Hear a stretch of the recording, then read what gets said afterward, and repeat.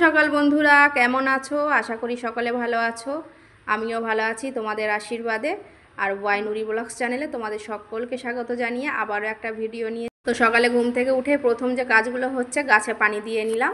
তারপর এই যে ব্যালকনিটা নোংরা হয়েছিল, তো ওটাকেও পরিষ্কার করে নিলাম। আর বাইরের ওয়েদারটা মানে একটু মেঘলা মেঘলা মতন মনে হচ্ছে, তবে বৃষ্টি মনে হয় হবে না, এখন পরে হলেও হতে পারে। তো চারপাশটা এরকম একটু মেঘলা হয়ে আছে। তো তারপর এই যে ঘরেতে এসে বিছানা চাদরটাকে উঠিয়ে নিলাম, নিয়ে একটু খাটটাকে ভালো করে ঝেড়ে নিলাম। আর খাটের উপরে প্লাস্টিক পেতে রেখেছি, কারণ মেয়ে ছোট আছে তো একটু পানি টানি ফেলে দেয়, ওই জন্য। দিয়ে তারপর এই যে আবারও একটা চাদর পেতে নিচ্ছি ভালো, মানে ওই চাদরটা নোংরা করে দিয়েছিল, ওই জন্য ওইটাকে সরিয়ে দিয়ে আবারও একটা নতুন ভালো চাদর পেতে নিচ্ছি।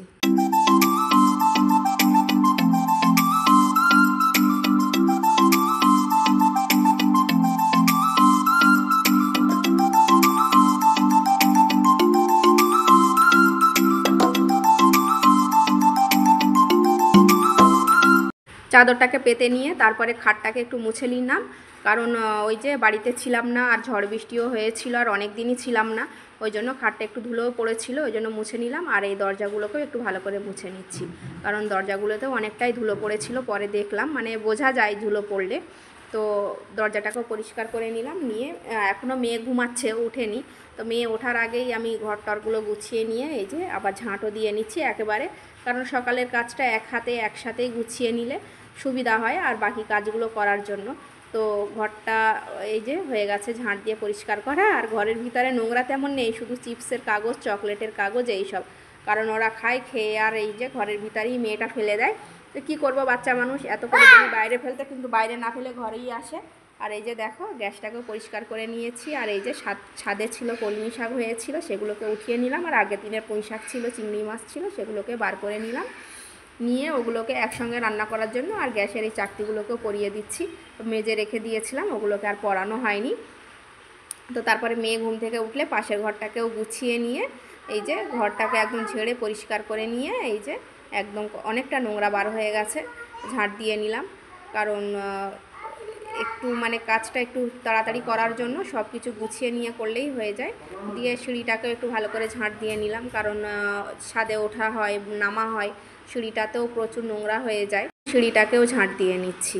দেখো বেশ ভালো লাগে, তাই না, পরিষ্কার পরিচ্ছন্ন করে রাখতে, আমার তো ভালো লাগে। আর এই যে এই নোংরাগুলোকে আমি এই বেলচাতে ঢেলে নিচ্ছি, এখান থেকে তুলে একটু অন্যদিকে সরিয়ে ফেলে দেব। দিয়ে তারপরে সকালে দেখো কাজকাম সেরে নিয়ে চলে এসেছি চা করার জন্য গ্যাসের কাছে। এই যে চাটা মোটামুটি হয়ে গেছে, আর একদম চাটা অনেকই গরম, কারণ অত গরম চা তো খেতে পারবো না, ওই জন্য চাটাকে করে রেখে দিয়ে এই যে মেয়ের দুধ ছিল, দুধগুলোকেও কোটোয় ঢেলে নিচ্ছি, কারণ দুধটা শেষ হয়ে গেছিলো আর আবারও মানে লাগবে, ওই জন্য মানে গুছিয়ে কাজটা করে নিলে সুবিধা হয়। তো তারপরে জায়গার জিনিস জায়গায় গুছিয়ে রেখে দিলাম। আর চাটাকে খেয়ে নিয়ে আবার এই যে রান্নার জোগাড়টা করে নিচ্ছি এক হাতেই, একেবারে ওটা সুবিধা হয় করে নিলে, মানে সবটাই আর কি ভালো হয়, আমার মানে সুবিধা হয়। এই যে একেবারে চা খেয়ে নিয়ে আবার ঘরে যাব, আবার ঘরের কাজ করব, আবার আসবো, ওই জন্য একেবারে কাটা বাছার কাজটা কমপ্লিট করে নিয়ে এবারে বাকি অন্য কাজটা করতে পারবো, তখন আর কাটা বাছার কোনো ঝামেলা থাকবে না।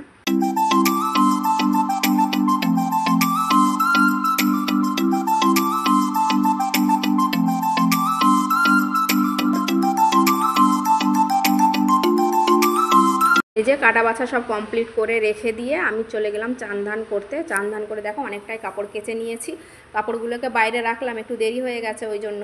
আর এই যে হাঁড়িতে চাল বার করে রেখেছি, আগে রান্নাটা বসিয়ে দিই, তারপরে যাব ছাদে কাপড়টা মেলতে।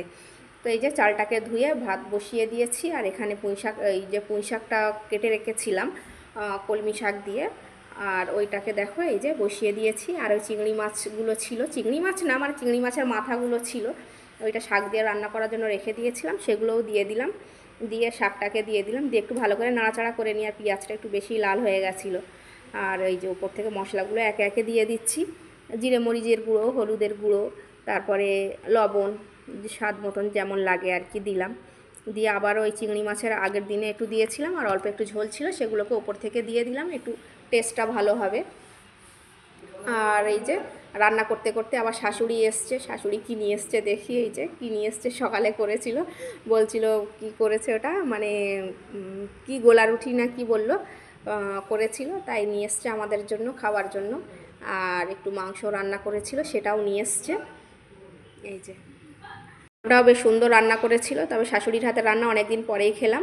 তো শাশুড়ি চলে যাওয়ার পরে এই যে আমার কর্তামশাই আবার এই যে মুরগির মাংস নিয়ে এসেছিলো, কারণ সকালে কিছু নিয়ে আসিনি, বেলার দিকে বাড়ি আসার সময় মাংসটাকে নিয়ে এসছে।